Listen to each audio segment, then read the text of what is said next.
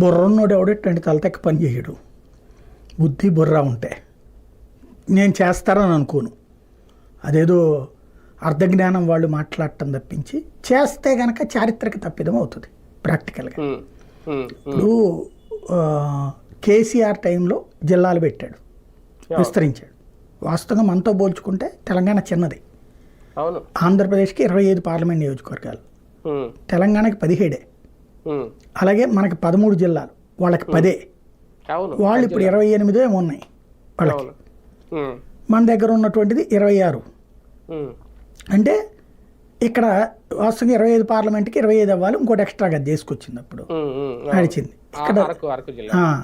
ఇక్కడ పాయింట్ ఏంటంటే కేసీఆర్ తర్వాత కాంగ్రెస్ వచ్చింది కదా, దాన్ని తీసేస్తుంది జిల్లాలని, పాత పేర్లు పెడుతుంది.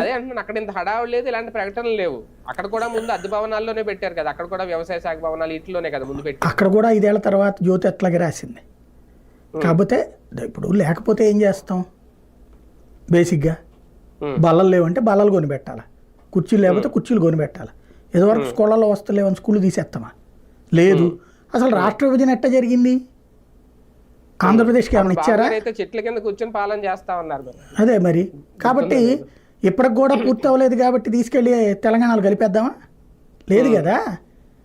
ఇప్పుడు కూడా అండర్ కన్స్ట్రక్షన్లోనే కదా ఉంది, 10 ఏళ్ల తర్వాత కూడా. అదే కదా మరి కాబట్టి మూసేద్దామా?